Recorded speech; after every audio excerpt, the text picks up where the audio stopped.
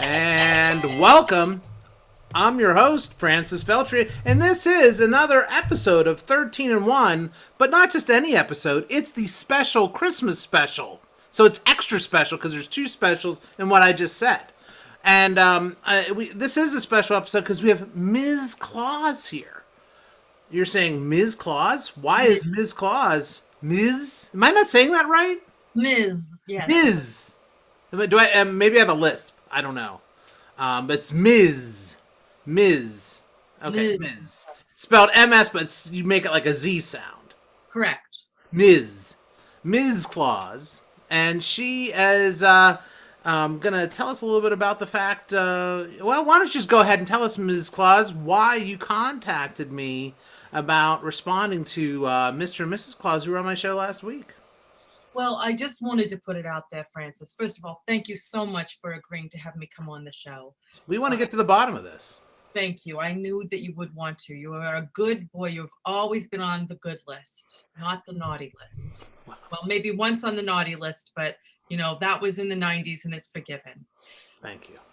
The reason I'm here, Francis, the reason I'm here is because there is a belief in the world that Mr. Claus, Santa Claus, is an elf with a giant heart and a wife whose heart is equally giant. But let me tell you something, Santa is not the good elf you think he is. He is the man who married me as a young girl, brought me to the North Pole to establish this entrepreneurial business of his, where he flies around the world once a year giving children gifts. I went to the North Pole with him as his young bride. I supported him as he built this enterprise, only to be kicked to the curb so that he could bring in a younger, plumper Mrs. Claus. I am stunned. I just want to let you know I just don't expect that of Santa. I'll be honest with you. It's good PR. It's good PR he's got going there. He's got an elf on everything. Yeah. Now that is something. I'll just bring this up just to kind of add to that. When I dealt with, and I brought this up in the episode, there was a lot of bureaucracy to get through. You don't just call up Santa. There are elves above elves. There are many layers of elves to get to Santa.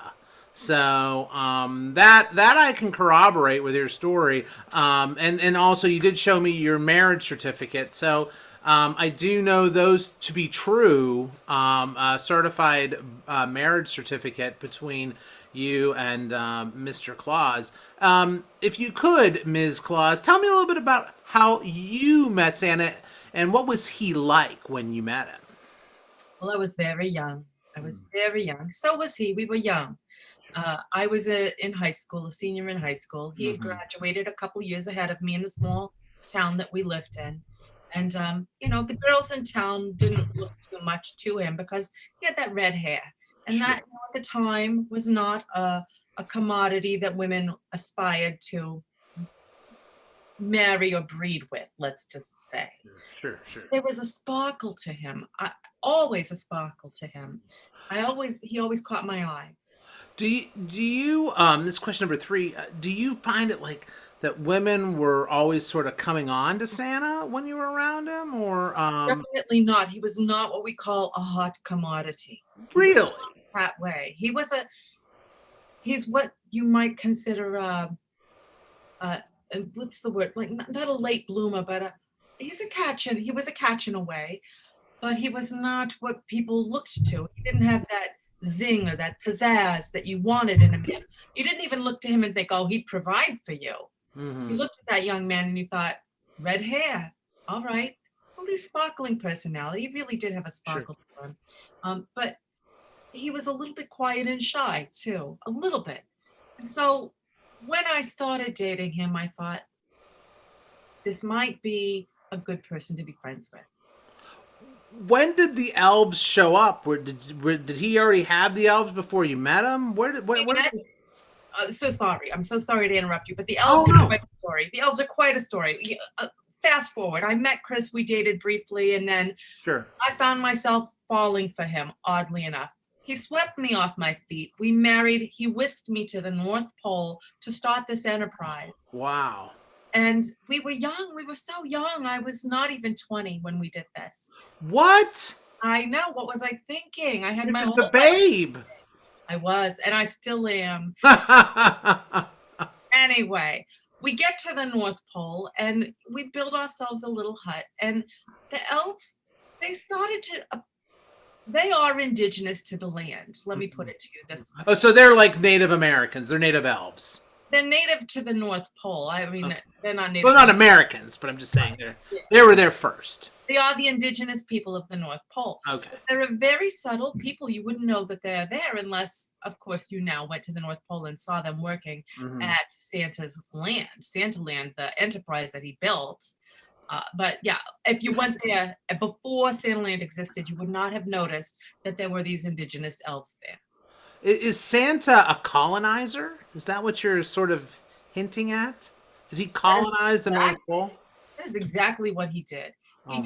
He has taken over the land of the North Pole as a person who has moved in to build an enterprise. That is what colonizers have done, and that is what Santa has done to the North Pole and the people of the North Pole. Now, those elves, they believe they are being treated fairly. Mm-hmm. They do not understand the greater reach that Santa has or the wealth that he has acquired. And he does not share that wealth, including with me, his first wife, who does not even collect alimony. Oh my gosh, I didn't know that. Now, look, another thing, just is there any like attempt to maybe either get the elves their money that you know of, or maybe open elf casinos, anything to help them sort of take care of themselves? We are not at that point in this process. There has been no conversation amongst the elves that I am aware of. I'm not really in communication with them. I believe I am truly the only person who truly understands the nature of the situation. Wow. Wow. Well, so one of the things that you wanted to sort of set the record straight about your relationship with Chris, because if Santa, I'm sorry, it's hard for me. I don't even know why I started calling him Chris. It's just hard. Chris Kringle, his name, his God-given name. Right, sure. But I just don't. He's just Santa to me. And that's the way he would have you believe. That's what he would want you to do. Call him by his name. Say his name, Francis. Say his name. Yes. That's exactly what we should do. So Chris is what was it that caused you to when did you first start to see what Chris was like? What started to spread the or move the curtain behind so you could see behind the curtain? What happened? Well, as I said, I was a young bride at the North Pole. I had great faith in my husband. I supported him as he built his enterprise. I thought and I believed as he believed that this would be a great thing for the world. But as often happens with great men, their pride and ego inflates and gets in the way of an authentic relationship. And the love of a wife that supports him through all of this is not the thing that he was viewing anymore. And of course, we're at the North Pole. There's not that many women there for him to choose from. So here I am, and he's looking at me and saying, that's what I chose? You're what I chose? Wow. And I'm thinking, yeah, well, what else are you going to choose? I'm the best thing that's in sliced bread. But he's saying, I think I can do better than that. And he kicks me to the curb and sends away for a mail order bride from what, Lapland or something? He traded some Fireball for her, I understand, as a matter of fact. A Fireball? Is that like the alcohol? Some bottles of fire, probably a case. I do not know the details of it. All I know is that she is a ho ho ho, and I am not a fan of being the first Mrs. Claus set aside so that some little hoe from Lapland can come be his bride. Well, maybe out of all of this, maybe instead of hashtag ho ho ho, it should be hashtag no no no. You get all of my votes on that. All of my votes. No. Sure. I just, I guess that I'm kind of shocked. I mean, on the dark web, you hear stories, and because it's the dark web, you think, oh, it's not true. But, I mean, there's stories of Santa and, maybe some problems with the elves, maybe taking some liberties he shouldn't have taken. I mean, can you shed any light on that, or do you have a non disclosure agreement? There is an NDA in play, unfortunately. Hmm. I cannot discuss that matter with you. Sure. I mean, I would assume so. I mean, because again, from my dealings with Santa Inc., Chris Kringle's organization, there's a lot of lawyers involved, a lot of elf lawyers, and a lot of. I can only imagine what it's what it's like going through. I mean, did they ever do things? And again, I'm going from some of the articles I've read about you. Do you find like elves following you or reindeer maybe in places they shouldn't be? This is bigger than Scientology. I Mm-hmm. am followed wherever I go. The fact that there's nobody here watching me right now, I'm sure there must be spy cams somewhere. Mm-hmm. I cannot get a moment alone to myself. But Mm-hmm. I am here to tell the truth. I am the Leah Remini of the North Pole. Oh my I gosh! will not rest until he is exposed for the beast that he is. Wow, wow! This is unbelievable. I mean, I was going to ask you questions like, how does Santa deliver all those toys in 24 hours? Obviously, this is a bigger story, but how does he deliver those toys in 24 hours? Well, I have it here. Well, there is a large network of Santa supporters, and I Mm-hmm. mean, I don't want to ruin it for the children who believe. I mean, that is not my intention. There is a spirit of Christmas that goes beyond Santa Claus, and I certainly don't want to begrudge any child that happiness. But Sure. let me tell you something, my friend.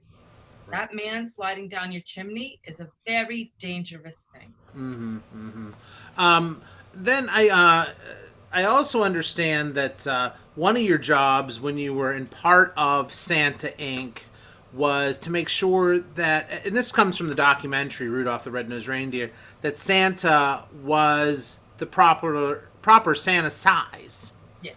for each year. I mean, was that a lot of work? Is that, I mean, Well, it's funny you should bring that up because that is how I have now come to make my own living. mm-hmm, I had to make special cookies baked by Ms. Claus mm, for Santa so that he would increase his appetite. mm. Now I serve many people with my baked goods to help them increase their appetites as well in certain states where that's legal. Is this like a keto diet thing or I wouldn't call it a diet so much as an herbal supplement. Ah, good, good, yeah. And with that, do you find that um, when you start your new career on your own, I mean, is this like a Tina Turner thing where you still had the ex kind of coming into your life even after you had done the split? I do not have communications with Santa Claus. I have had to separate myself and my enterprises entirely from that marriage and our doings together. That is the only way I can move forward, Mm-hmm. Mm-hmm. both emotionally and financially. Right, right, right. And when you hear people talk, this is question number 10, by the way. Oh my When you, goodness, we're just yeah, we're zipping just flying by. I mean, it's a like a very reindeer. yeah. We haven't even talked about the reindeer, but um, just question number 10. When you hear about the magic of Christmas, is Christmas still magical for you? What a fascinating question. I would say that I have grown in a way that has allowed me to find a new level of magic for Christmas. A magic of being my own woman rather than being the woman who supports a man who's no good bum. Now, There is a juvenile magic to Christmas that children enjoy, but there is a different level of magic that occurs in my life now that it is indiscernible. I cannot, is that even a word, indiscernible? well, you know what? That's another Christmas gift you could give me is the word indiscernible. Oh, you're welcome. Sure. Thank you. I don't know if that answers your question. No. Oh, yes, beautifully. I mean, Absolutely. Absolutely. In a new way, in a level of magic that was not imaginable before. Let me ask you another question again, because again, I didn't know all about this whole thing with you and Santa before, so I'm a little taken aback by this. But did you find that when he would go on his yearly trip, did you find that you were jealous? Did the trip last longer than it should? I mean, how? What kind of emotions were you going to while you were married and while he was leaving, allegedly in 24 hours? Would he come back that quickly? And were you ever like, what is going on here? Time is a very elusive thing in the North Pole. I mean, there's 6 months out of the year you don't even see the sunshine. Sure, For him to be gone for 24 hours was nothing to me, and it was rather much of a relief. 364 days straight with the same person, you want a break. sure. And so when he would come back, though, I mean, did you ever? Were there any like telltale signs of him, maybe not being Oh, as have you slid down somebody else's chimney? Yeah, exactly. There are certain things that I would say are telltale signs. You can sniff a man's beard and just know where he's been. Or that he's had soup. That is true. Mm-hmm. Potato especially. That man, I mean, if somebody else wanted him on that one day a year, maybe it was a bit of a relief to me. I never really had a lot of jealousy over that. Mm-hmm. What were there infidelities? Absolutely. I'm sure there were. Mm-hmm. Was I jealous? Not really. Not my style so much. Not at the time. Well, it's sort of like, there's the side of Santa which we all think we know, and then there's the side of Santa that gives gifts like the mistletoe belt buckle, and things like that. Did you find him a little? I don't know if the word is off-putting, maybe with his little like, you know, double entendre, dirty jokes kind of thing. When he was in a private moment with you. Well, absolutely. I mean, Francis, what woman in her right mind wants to have to unbuckle that buckle? No woman wants to do that. It's not really appealing. Well, I guess I shouldn't have bought that whole box of that for my wife. But You might have anyway, wanted to consult an expert on that before you went for that for your holiday gift. sure. Well, I found it on the Wish app, so that you can find on Facebook, and so I just kind of thought it was $3. How can you go wrong? Well, I think right there is how you went wrong. You spent $3 on a gift for your wife. For me, A gift for your wife for you. right? You don't think you're worth more than $3, Francis? You don't think that? That's not the going rate, anyway.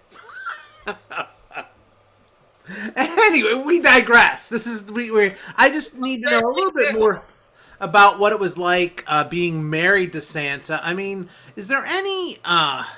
Okay, so this is question number 12. Is there any? I don't know how to put it. Like, he's always having cookies and milk, or what's he like to like go to when you're living 364 days out of the year with Santa Claus. I mean, does he have any sort of weird idiosyncrasies, or are the elves everywhere? What's it like? That is a very flatulent man, Sam. Sure. A lot of sugar and flour in his diet, and that does not go well with the digestive tract.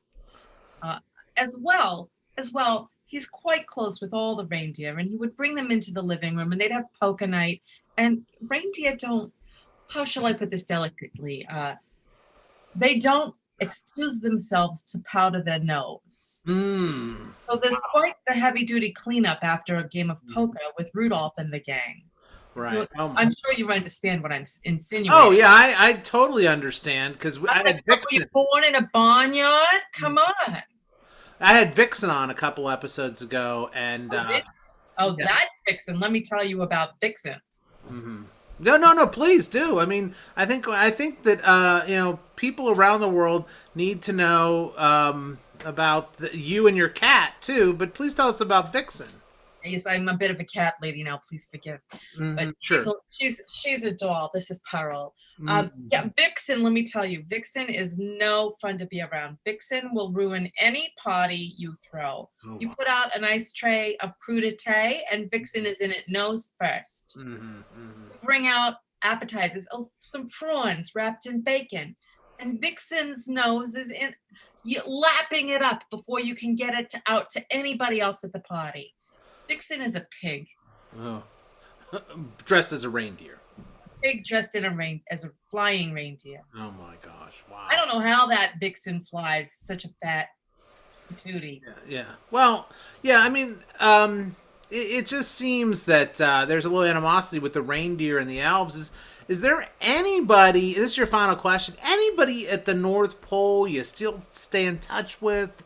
Anybody that you're still, friends with, Ms. Claus? I do enjoy a good call once or twice a year with the narwhal. They're very lovely. And you know the narwhals. No, I don't. The horns? The sea creatures with the horns? No, I don't know this. Oh my gosh! I haven't watched any documentaries about them. You know what? I didn't live there, so maybe I just, I'm going to defer to you. And so they still stay in touch with you. Has that cost them their friendship with Santa, though? Well, I don't know that they were ever that close with Santa. Oh, okay. Really, honestly, I think that it was more, in a divorce, some people remain friends with one party in the family and Sure. some with others. And that was I'm very happy to maintain that friendship. Okay. Very happy indeed. All right. Well, that's good to know. Ms. Claus, it's still awkward to think of you not with Santa. So, Ms. Claus, I just want to say thank you so much for getting in touch with me, having you on the show. This is the part of the show where you can ask me one question if you'd like. You don't have to if you don't want to, but you can. Ask me a question. I'm going to put this question out there for the world. Oh, sure. Right? And the question is, how dare you? How very dare you? Right. For me, it's the toys. That's why I would dare. I do like getting free gifts. I still believe in Santa. I still put my stocking out. I understand your story and I get it and I do believe you, but it's free stuff. So I just want to be honest with you. $3, yeah. Yeah. Well, whatever. We now know the metal of a man. What is the price of man? That's what I say. $3. $3. Yeah. Well, Ms. Claus, I appreciate you being on today. I don't think that we could clear this up. I don't think anybody could really clear this up. I just think that it's sorry it happened to you, and maybe you can work your way through these demons, or not, and then maybe someday Santa and you can work this out. I hope so. I really do, because you're both good people. You really are. Thank you for saying so, Francis. Sure. Well, thank you again for being on 13 and 1. Merry Christmas to everybody, and to everyone all a good night. Thank you for being here. Thank you, Ms. Claus. Again, it's just so, I do appreciate it, Ms. Claus, for being here. And have a good evening, everybody. I hope your Christmas dreams come true. Please hit the subscribe button, like button if you like this. Also, music by Charlie Fleming. Thank you so much, everyone. I appreciate it. Thank you for watching.